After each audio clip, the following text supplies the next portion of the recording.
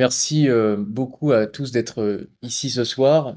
En effet, j'avais déjà publié un premier livre qui était pour le coup un essai qui s'appelait Le Président liquide aux éditions Perspectives Libres. Donc certains me connaissent déjà. Je viens parfois aux conférences. C'est toujours un plaisir d'être ici avec vous et d'apprendre toujours des choses nouvelles. Et donc c'est avec d'autant plus de plaisir que je suis ici ce soir. Alors, déjà, je veux aussi remercier donc Pierre-Yves pour son invitation. Mon éditeur Jean-Luc Barré, il l'a dit, qui m'a fait confiance avec cet ouvrage, qui a été publié aux éditions Bouquin et qui a été nominé dans plusieurs prix et qui cette année a eu le prix enfin un prix de l'Académie française qui est le prix Motard. Donc, je veux remercier aussi l'Académie française pour ça. Alors, Pierre-Yves l'a dit, c'est pas un essai, c'est un roman. Donc c'est toujours un petit peu difficile de parler d'un roman puisque c'est comme de parler d'un tableau ou d'un morceau de musique. C'est une œuvre euh, sur- qui relève un peu de l'indicible. Mais je vais quand même essayer de trouver cet axe que j'ai proposé et que Pierre-Yves a accepté, qui est la religion transhumaniste. Non pas simplement parce qu'il y aurait une religion à part avec ses adeptes qui s'appellerait le transhumanisme, même si bien sûr il y en a, mais ils sont tellement peu nombreux qu'on peut pas tellement parler d'une religion. Mais je veux essayer de montrer à quel point le transhumanisme est lié à la religion, est lié non seulement à la foi, mais aussi à l'histoire du christianisme, et même lié à toute l'histoire humaine en général. Et en quoi est-ce que c'est un projet qui est consubstantiel de l'aventure humaine, au sens large? Alors, peut-être un mot sur mon roman. C'est l'histoire d'un personnage qui s'appelle Jan Ginsberg, qui a 20 ans au début du roman, qui en a 80 à la fin, et on le suit sur toute sa vie, qui se déroule depuis sa naissance en 1984 jusqu'à sa mort potentielle en 2064. Et à travers toute cette épopée, évidemment, on passe les années que nous vivons aujourd'hui, donc 2000, 2015, 2020, 2026, 2040, et on arrive en 2064. Et on voit donc, c'est un peu un roman prospectiviste, puisqu'on voit la société changer et le monde être modelé au gré des nouvelles technologies et des nouvelles croyances, des risques aussi que font peser toutes les menaces qui pointent au fur et à mesure et dont on a déjà un avant-goût aujourd'hui. Mais j'insiste sur le fait que ça reste un roman et que l'intérêt de ce roman, c'est moins finalement euh, ce qu'on peut y apprendre sur nos sociétés que de suivre la trajectoire singulière de ce personnage. Cette trajectoire, ça part d'un fantasme. C'est un personnage qui est meurtri au début parce que c'est un schéma assez classique, un triangle amoureux. C'est tout bête. Il aime une femme qui ne l'aime pas et qui est amoureuse de son meilleur ami. Donc c'est toujours un petit peu délicat. Je ne sais pas s'il y en a dans cette salle qui ont vécu cela. Enfin, en tout cas, si vous l'avez vécu, j'imagine que, enfin, j'espère que vous n'êtes pas allé au niveau de rancœur de ce personnage. Mais disons qu'il le prend assez mal et qu'il cherche en fait dans la démesure une forme de compensation. Et cette démesure, c'est quoi? C'est rien de moins que l'ambition suivante, grâce aux nouvelles possibilités que permettent les technologies émergentes à partir du début des années 2000 et a fortiori à partir des années 2020 et 2040, son ambition est rien de moins que de devenir une sorte de dieu immanent qui aurait toutes les caractéristiques du dieu transcendant tel qu'on le conçoit par exemple dans la religion chrétienne. Alors, c'est une sorte d'alliage entre ce qui est possible et ce qui relève de sa volonté. Ce qui est possible, c'est les nouvelles technologies, pas tellement l'IA d'ailleurs, que les objets connectés. On parle de la 5G, juste pour que vous compreniez ce que c'est si vous n'êtes pas spécialiste. La 5G, c'est la possibilité de connecter un objet connecté dans chaque mètre carré. Après, on pourra connecter un objet connecté dans chaque centimètre carré et ainsi de suite. Donc, les objets connectés vont être de plus en plus, on va dire, reliés entre eux et la maille du filet va être de plus en plus serrée sur les humains qui s'en serviront et qui seront servis par les objets connectés. C'est le big data. Le big data, c'est la masse absolument démesurée de données sur tout et tout le monde qui permettent de dégager du sens qui n'est pas donnée de manière évidente, et c'est la puissance de calcul des ordinateurs. On arrive, pour ceux qui s'y connaissent, on arrive à 10 iotaflops par milliseconde. Donc c'est un calcul absolument démesuré. À partir des années 2060, on peut recompter à chaque millionième de seconde tous les grains de sable de la planète. Donc en fait, c'est ces trois choses-là, objets connectés, big data et calcul, et puissance de calcul, qui, qui vont en fait se développer au fur et à mesure des prochaines décennies, sont sa possibilité technologique de donner corps en quelque sorte à ses ambitions. Et en fait, ce corps-là qui forme progressivement, il prend sa source dans vraiment la théologie, dans la religion. Et c'est pour ça que j'ai choisi d'appeler cette conférence la religion transhumaniste, parce que il va puiser à la source d'un penseur qui est un grand penseur transhumaniste, que vous n'êtes pas du tout obligé de connaître par cœur pour lire ce roman, mais qui est la source d'inspiration du personnage, qui s'appelle Pierre Teilhard de Chardin. Donc sûrement certains d'entre vous le connaissent. Teilhard de Chardin, c'est une personnalité absolument à part dans le règne enfin, dans les idées, puisque il est à la fois théologien et en même temps scientifique à un niveau très élevé. Il est jésuite, il est spécialiste d'Ignace de Loyola et de Saint Paul, et il est convaincu qu'en fait, comme le disent les Saintes Écritures, Jésus reviendra, mais il ne reviendra pas n'importe quand, il reviendra à la fin, et ça c'est l'apport de Teilhard de Chardin, il reviendra à la fin de l'évolution. Quelle est cette évolution? C'est ce qu'il désigne par une flèche, c'est l'évolution d'abord de la matière, ensuite biologique, ensuite humaine et ensuite technologique, tout ne formant pour Teilhard de Chardin qu'une continuité. Donc en fait, le monde aurait été créé au stade alpha avec la matière. Ensuite, la vie aurait émergé de tout cela, la conscience aurait émergé, et à chaque palier, on passe un nouveau miracle, l'homme, la technologie. Et alors, quel est le destin de l'homme selon Teilhard de Chardin? Le destin de l'homme, c'est finalement d'arriver au point oméga, qui est le dernier stade de ce qu'il appelle l'évolution, qui est en fait le retour du Christ. Et il va même très loin, Teilhard de Chardin, puisque il dit qu'en fait le Christ réel ne vient que oméga. C'était un peu un tour de chauffe finalement le Christ qu'on connaît en quelque sorte. Et donc quand le personnage principal, Jan Ginsberg, découvre à Harvard au début des années 2000, dans une conférence qui a vraiment eu lieu à Harvard à cette date-là, Teilhard de Chardin, je raconte la conférence et je raconte ces discussions avec le professeur qui existent réellement aussi, et que le professeur lui dit: Jeune homme, pour construire le règne de Dieu sur Terre, vous arrivez à un meilleur moment que Jésus-Christ, puisque là, vous avez toutes les technologies qui sont en train de se développer, et ça avance à une vitesse qui est telle, une vitesse telle qui n'a jamais été connue par aucun être humain, puisque le professeur lui dit, vous vous rendez compte, on est au début des années 2000, il dit, vous vous rendez compte que moi, quand j'avais votre âge, il y avait encore la séparation entre les blancs et les noirs dans les bus. On revient à peine du Moyen Âge. Mais vous allez connaître des révolutions à la fois sociétales, mais en même temps technologiques, qui seront jamais vues dans l'histoire humaine. Et en fait, il n'a pas tort, puisque c'est vrai que quand on regarde ce qui s'est passé entre le début des années 2000 et aujourd'hui, on a absolument, enfin c'est vertigineux, les progrès techniques au moins qui ont été réalisés. Juste, est-ce que tout va bien au niveau de la caméra? C'est bon. Ça va aller. Ouais, ok. Alors, donc il arrive, en fait, quand il découvre ce professeur, quand il découvre Teilhard de Chardin et quand il a en quelque sorte une révélation, il se dit, bah, Oméga, ce sera moi. D'où le titre, Moi, Oméga. Et donc, on a souvent résumé le livre à une sorte de Mark Zuckerberg qui aurait lu Teilhard de Chardin ou une sorte d'Elon Musk qui aurait lu Teilhard de Chardin.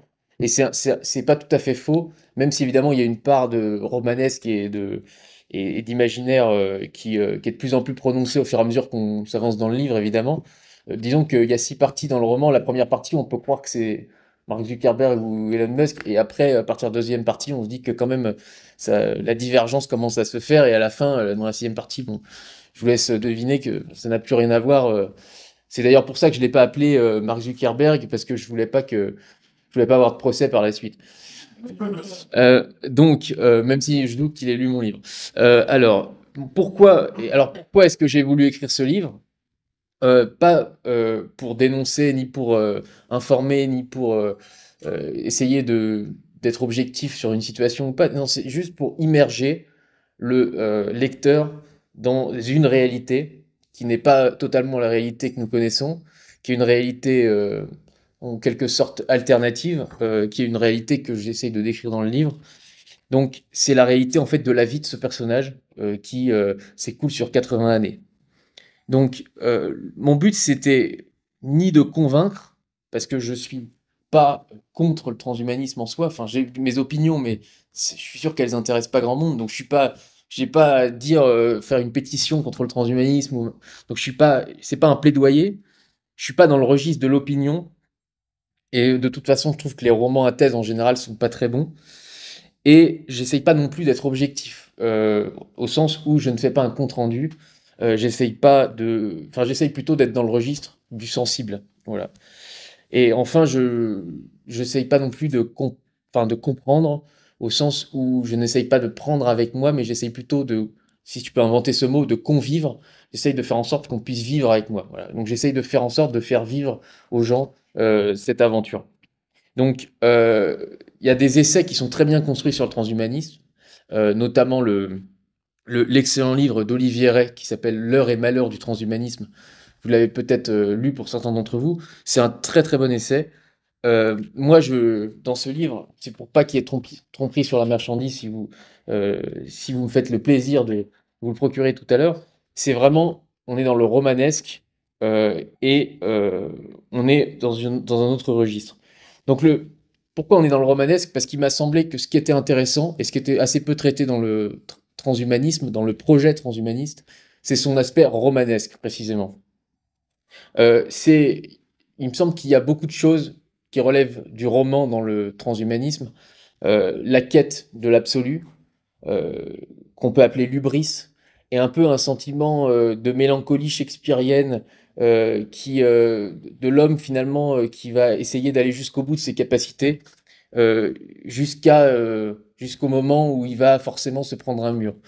Euh, Parce que justement, il est limité par définition, et il veut aller au-delà de toutes ses limites. Donc, ça commence déjà très tôt dans l'histoire de l'humanité, cette quête transhumaine de la vie éternelle, c'est l'épopée de Gilgamesh. L'épopée de Gilgamesh, c'est le premier texte qu'on ait retrouvé sur des tablettes dans le Moyen-Orient, qui en fait, dans la vallée d'Uruk, je crois, qui en fait dit quoi, qui raconte le destin d'un roi. Et c'est très intéressant d'ailleurs parce qu'on voit une sorte de roi qui quitte le monde animal parce que le début du livre, il est à moitié un animal et qui décide, quand il a conscience de la morale et de la connaissance, qui décide de partir à la conquête, à la recherche de la vie éternelle. Donc, ce qui est intéressant, c'est que premier texte qu'on ait retrouvé de l'humanité, déjà, l'homme, dès qu'il sait écrire, il rêve de quoi? De la vie éternelle. Et donc, on a en quelque sorte une filiation euh, qui traverse toute l'histoire de la littérature euh, depuis les origines. C'est cette quête-là, cette quête qu'on pourrait appeler transhumaniste, qui finalement prédomine. C'est c'est aussi le destin d'Icare. Aussi, on pourrait citer le mythe de Prométhée. L'épopée, du docteur Frankenstein. D'ailleurs, le titre complet de Frankenstein, c'est Frankenstein ou le Prométhée moderne. Et c'est aussi plus récemment le mythe de Titanic. D'ailleurs, c'est intéressant de voir qu'ils ont appelé le bateau Titanic, que finalement il s'effondre, enfin, au fond de l'océan.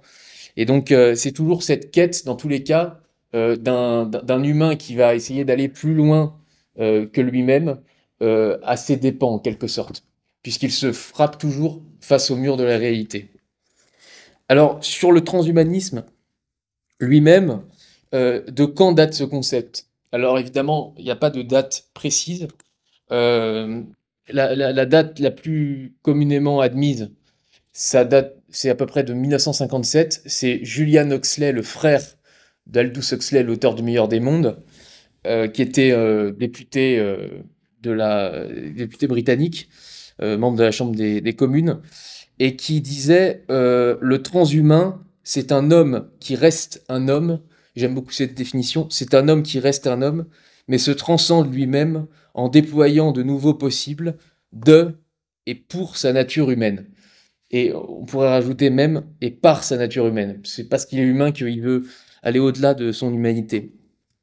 Et donc cette définition qui date de 1957, en réalité, et c'est là aussi où ça nous ramène à Teilhard de Chardin, en réalité Teilhard de Chardin, dès 1938, donc vous imaginez, c'est entre 38 et 40, quand il rédige le phénomène humain, qui est son maître ouvrage, il parle déjà de transhumain avec un tiret. Il dit le transhumain, il le cite deux fois dans l'ouvrage.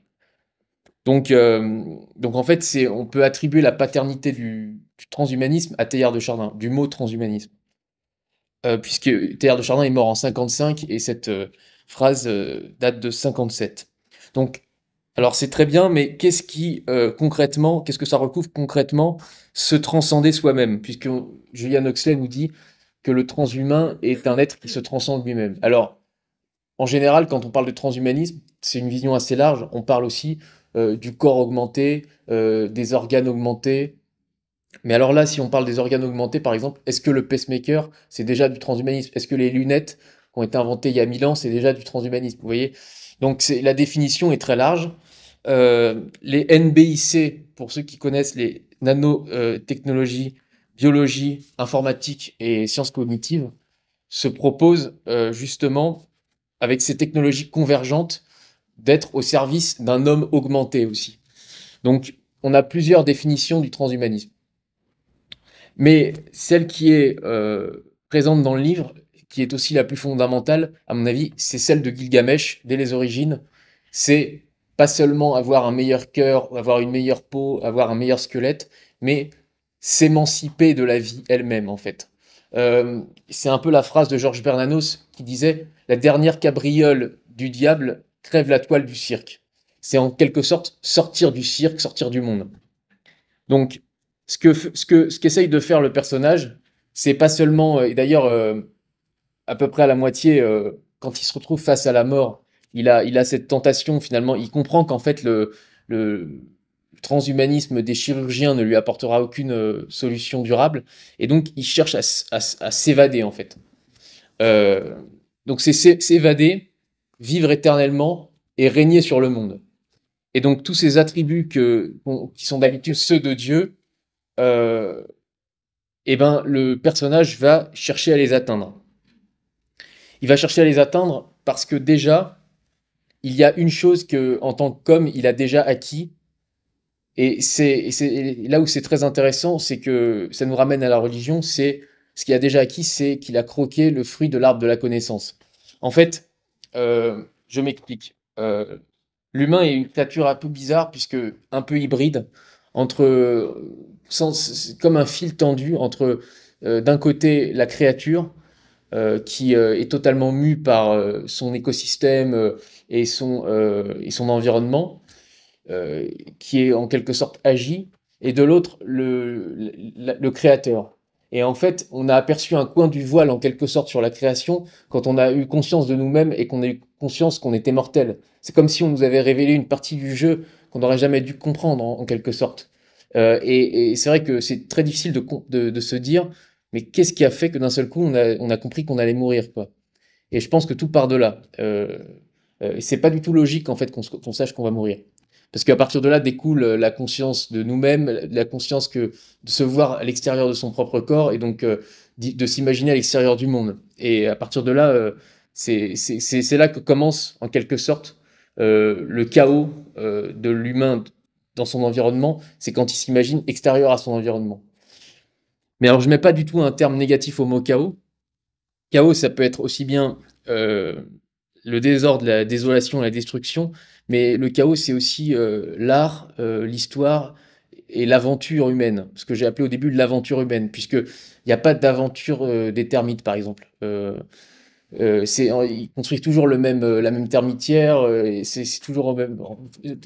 en fonction des conditions météorologiques du lieu et et voilà. Donc nous, on arrive à construire des termites différentes en fonction des continents, en fonction des époques, avoir une évolution en quelque sorte. Donc on s'est évadé en quelque sorte de notre matrice. Et cette évasion de la matrice conduit irrésistiblement à aller au-dessus de nos possibilités actuelles. Donc, c'est très lié à l'épisode de la Genèse. Donc, je pense que c'est important que je vous lise un extrait de la Genèse. Pardon pour ceux qui la connaissent déjà par cœur. C'est au tout début, c'est le chapitre 2. Le Seigneur Dieu prit l'homme et le conduisit dans le jardin d'Éden pour qu'il le travaille et le garde. Le Seigneur Dieu donna à l'homme cet ordre. Tu peux manger les fruits de tous les arbres du jardin, mais l'arbre de la connaissance du bien et du mal, tu n'en mangeras pas, car le jour où tu en mangeras, tu mourras. Et en fait, ça c'est très intéressant parce que on pourrait penser que ce n'est pas vrai, puisque vous savez bien la suite, il en mange et il ne meurt pas. Et d'ailleurs, c'est le serpent qui lui dit, mais tu ne sais pas que tu peux en manger et tu ne mourras pas. Et en fait, il en mange, effectivement. Enfin, Ève l'invite à en manger, et là, il ne se passe rien. Et donc, on pourrait se dire que finalement, Dieu a menti. Mais en réalité, c'est pas, c'est pas la mort qu'il a eue en mangeant le fruit, c'est la conscience de la mort. Il a compris que d'un seul coup, il était mortel.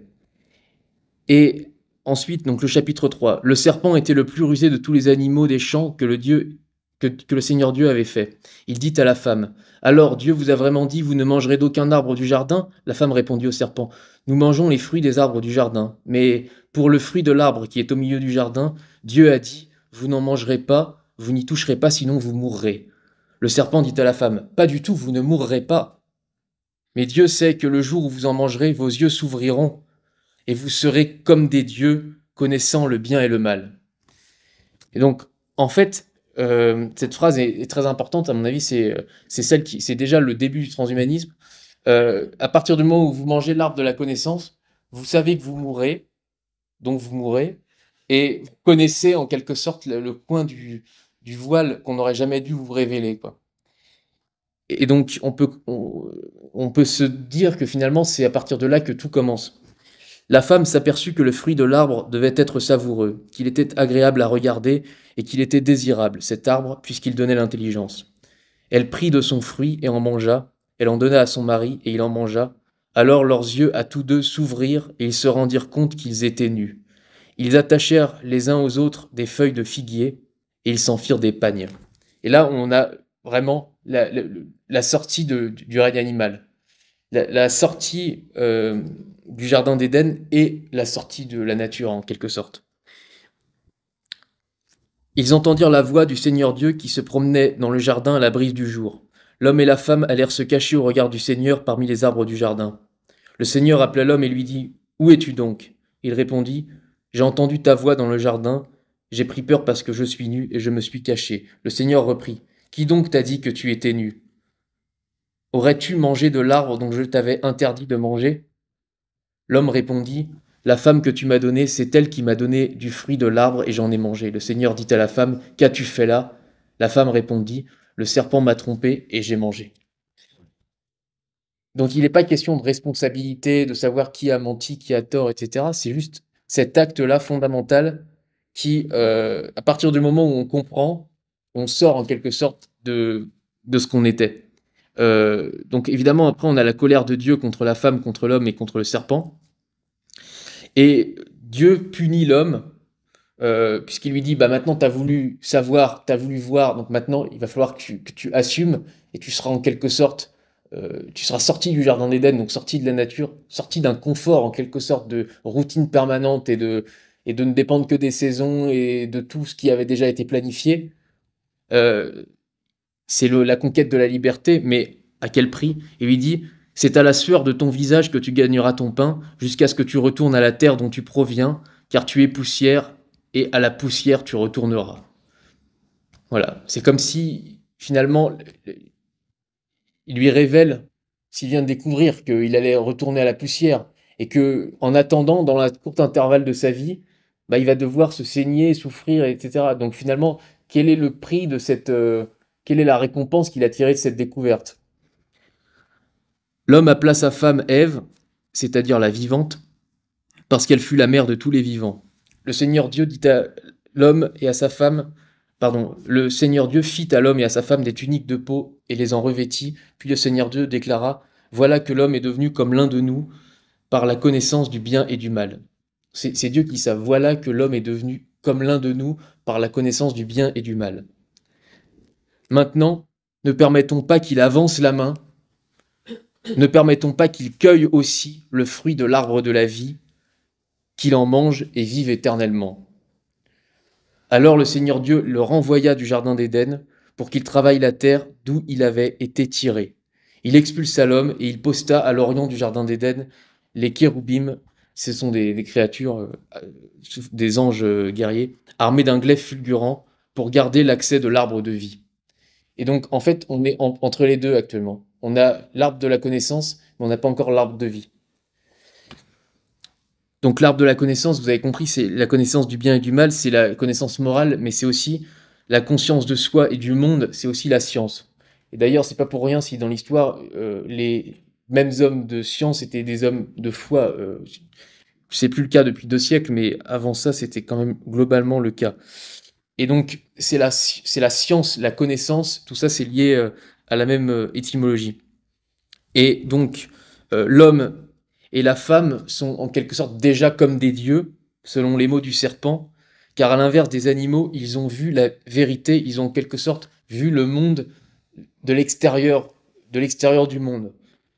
Ils se sont échappés d'un jardin d'Éden qui était clos, programmé et en quelque sorte ennuyeux, même s'ils n'avaient pas la conscience de l'ennui quand ils y étaient. C'est en quelque sorte comme s'ils étaient nés à la vie et à la conscience. Et on peut dire que c'est difficile de qualifier cette sortie du Jardin d'Éden, parce qu'on pourrait la penser comme négative, évidemment, puisque c'est la souffrance, c'est la damnation, en quelque sorte, mais c'est aussi l'automate qui devient autonome, le programme qui devient un individu, et qui, du coup, est condamné à errer entre le rang de créature et celui de créateur, comme je l'ai dit tout à l'heure, sans jamais atteindre le rang de créateur. Donc, il est comme finalement une force qui s'élèverait, mais qui n'atteindrait jamais son but. Et ça le condamne à l'intranquillité tant qu'il n'aura pas atteint son but ultime, vaincre les kéroubim et croquer l'arbre de vie. Et donc là, tout ce que j'ai lu là, ça n'est pas dans le livre. C'est c'est vraiment que pour vous, que pour la conférence. Donc c'est un peu pour que vous compreniez le lien entre la religion et le transhumanisme. Et là, et c'est pas non plus c'est pas explicite dans Teilhard de Chardin, mais c'est quand même l'idée. C'est-à-dire que on est un peu une créature intermédiaire et que cette épopée irrésistible, c'est celle que poursuit l'homme qui est incarné ici par Yann Ginsberg. Par contre, Pierre Teilhard de Chardin, il parle de la possibilité d'être plus. Il dit tout le temps, l'homme est cette créature qui cherche à être plus, et il a une phrase aussi qui est remarquable. Là ça vaut le coup qu'on s'y arrête. Il dit que l'homme est la seule force, là je vais le dire lentement parce que c'est un peu compliqué, mais les mathématiciens vont comprendre. L'homme est la seule force radiale dans un océan de tangentiel. C'est-à-dire qu'en fait, voilà, en fait, on est le tangentiel, c'est ce qui est circulaire, qui est répété, enfin qui frôle la courbe sans jamais l'atteindre. C'est la nature en fait. Si vous voulez, c'est un peu les cycles. Et la seule force radiale, c'est la force qui casse le mouvement des tangentes. C'est la force, en fait, c'est une force de chaos. Moi, je suis pas non plus mathématicien, mais j'ai trouvé que je me suis renseigné, j'ai trouvé que cette phrase était quand même assez puissante. La seule force radiale dans un océan de tangentiel. Même les météorites qui tombent sur la Terre sont prévues par les astres et sont prévisibles et calculables depuis des millénaires. Par contre, Ce que va faire Macron n'est pas calculable, vous voyez. Donc, donc on est dans l'homme est en quelque sorte la seule source de chaos dans l'univers. Et ça, c'est quand même assez fou de se dire ça. Euh, donc, il est, comme j'ai dit tout à l'heure, la seule source de chaos pour le meilleur et pour le pire, puisqu'il est sorti du Jardin d'Éden, donc il est libre. Et pour reprendre le mot de Sartre, il est condamné à être libre. Mais la grande nouveauté, si vous voulez, et là ça nous ramène quand même au bouquin, la grande nouveauté, c'est que jusqu'ici, le libre, l'homme libre, se fracasse sur la réalité du monde. Vous savez, c'est la fameuse phrase de Camus sur l'absurde. Euh, il dit l'absurde naît de la rencontre. Je ne sais plus quel est son terme. Il dit la rencontre intolérable, je crois, entre l'appel humain et le silence déraisonnable du monde. C'est-à-dire que l'homme veut quelque chose, appelle quelque chose, prie, souhaite quelque chose, comme tous ces gens qui priaient dans les camps d'extermination, si vous voulez, et puis finalement, bah, le pire arrive quand même. Donc, et là, il se dit, mais c'est pas possible, le monde est absurde. Parce qu'en fait, le monde est silencieux, le monde est déraisonnablement silencieux. Et donc, il est déraisonnable, il est silencieux comme le soleil d'Icare, comme l'iceberg du Titanic, si vous voulez, ou comme la mort de Jan Ginsberg. C'est tout simplement la nature, ce silence déraisonnable. Et la nature dans laquelle l'homme ne reconnaît plus son jardin, puisque son jardin, il est devenu dans sa tête. Son jardin, c'est le monde tel qu'il voudrait qu'il soit. Et seulement, donc la différence entre toutes ces épopées donc, d'hommes qui se heurtent à des murs, c'est que pour la première fois, peut-être, avec les progrès scientifiques, les transhumanistes pourraient lever ou passer par-dessus le mur euh, de la vie, le mur qui avait fait que le monde semblait absurde. Puisqu'ils ont pour la première fois les moyens, enfin ils pourraient avoir pour la première fois les moyens de leurs ambitions. Ils ne l'avaient pas au Moyen Âge, ni même à la Renaissance, ni même il y a 50 ans. Peut-être l'auront-ils en 2064. Donc, ce personnage-là se donne les moyens de ses ambitions. Ses ambitions, c'est quoi? C'est être le Christ Oméga. Voilà, c'est net, c'est précis. Deuxième incarnation du Christ. Donc évidemment, en fait, on ne sait jamais s'il y croit lui-même dans le livre. On ne sait jamais s'il est un imposteur ou s'il est convaincu de son imposture. Et, et à la fin, en fait, ça n'a plus aucune importance puisque ce qui compte, c'est ce que les choses sont matériellement. Euh, En fait, c'est un livre un peu marxiste, vous voyez, la pratique est le critère de la vérité. À la fin, on ne sait plus ce qui est vrai ou pas, mais ce qui est vrai, c'est ce qui est à la fin.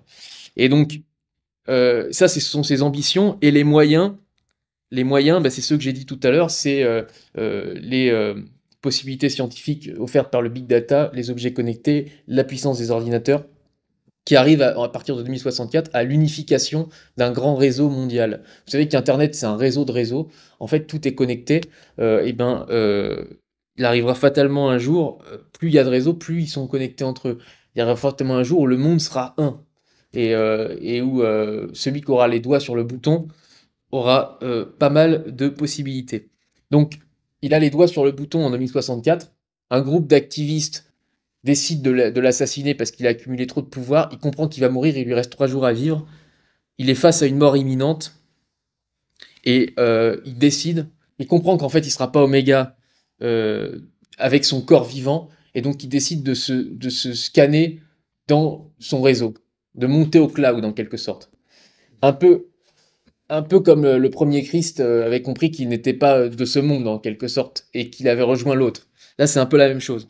Sauf que là, c'est un monde, un au-delà très concret qui est dans les 4500 data centers que compte la planète en 2064. Donc, donc il monte au cloud et, là, juste avant quand même de passer dans le scanner, parce qu'il sait qu'il va se débarrasser de son corps terrestre, euh, il se demande quand même est-ce que ça va fonctionner? Parce que c'est vertigineux. Il va abandonner son expérience de vie sensible et il va partir dans un cloud où il pourra se téléporter d'un bout à l'autre du monde, se mouvoir dans des objets connectés, dans une dimension qui est toute autre et contrôler en fait tout ce qu'il a mis en place comme une toile d'araignée au cours de sa vie et devenir, en fait, faire l'expérience du divin, pour le coup, pour la première fois. Et donc, je vais pas vous lire, évidemment, un extrait trop long, mais c'est le moment un peu shakespearien où il se doute, enfin, il sait pas trop s'il va y aller ou pas, parce que euh, il va faire une expérience qui est une expérience qui n'a jamais été faite. Donc, qu'est-ce qu'il décide de faire le soir de sa dernière nuit, juste avant de monter dans le scanner? Il décide de repartir sur les traces de sa vie. Donc, il prend ce qu'on appelle un jet stream et il est dans la Silicon Valley et il décide de retourner euh, à Cincinnati, euh, là où il est né. Son jet stream atterrit au beau milieu de la nuit à Cincinnati, sa ville natale. On l'accompagna à son ancienne adresse. Plus encore qu'à Harvard, cette curieuse équipée nocturne lui donna l'impression de traverser un décor de théâtre vide de ses comédiens. Parvenu dans la maison de son enfance gardée intacte, il eut l'impression définitive que tout avait rétréci. Il jeta un regard par-dessus le muret en pierre de son jardin, celui qui surplombait la ville jusqu'à l'ancienne tour en forme de banane où avait travaillé sa mère, depuis longtemps décédée. Le paysage lui paraissait plus rond et plus proche, comme des maisons de poupées alignées, toutes uniques, mais formant ensemble une mystérieuse unité. À perte de vue jusqu'au fleuve Ohio, les champs en permaculture alternaient avec de logements Unicity, fleuris en lieu et place du béton hors saison. La technique n'avait pas remplacé la nature. Seulement la part d'aléatoire contenue dans la nature avait presque entièrement disparu au profit des lois de la technique, et la technique, c'était lui. Avant de traverser le fleuve Ohio pour retourner à son jet stream, Ian Ginsberg jeta un dernier regard sur le petit parc en contrebas, celui où Gabriel et lui s'étaient promenés il y a une éternité. À la place de la statue de Cincinnatus, depuis longtemps déboulonnée, un grand arbre avait pris par modification génétique la forme d'un F, comme Fred Screen. De l'autre côté du fleuve, un aller simple pour le scanner l'attendrait, puis l'au-delà. Jan Ginsberg s'arrêta, étreint par le doute. Il hésitait à traverser le pont. Après tout, n'était-il pas fait pour mourir là, dans la ville qu'il avait vue naître, comme le taureau blessé s'effondre à l'endroit où il est entré dans l'arène? La nature le rappelait à elle. Peut-être était-il temps de rendre les armes. Un petit globe de lumière scintilla dans la nuit. Le fondateur voulut y voir un signe et sans réfléchir traversa le pont pour rejoindre son jet stream. Le sort était jeté. Tandis qu'il décollait, il eut la sensation que sa lourde chair s'envolait avec l'appareil. Son assignation corporelle ne serait bientôt qu'un lointain souvenir. Voilà. Donc là, je vous dis pas s'il va réussir ou pas, mais bon, vous avez un indice, c'est qu'on est à la moitié du livre, donc il faut quand même qu'il se passe des choses dans l'autre moitié. Voilà. Bah, je vous remercie beaucoup de m'avoir écouté. Chers camarades, si tu veux plus de contenu, de réinformation, d'éducation populaire et de formation intellectuelle, n'hésite pas à faire un don sur notre page Tipeee.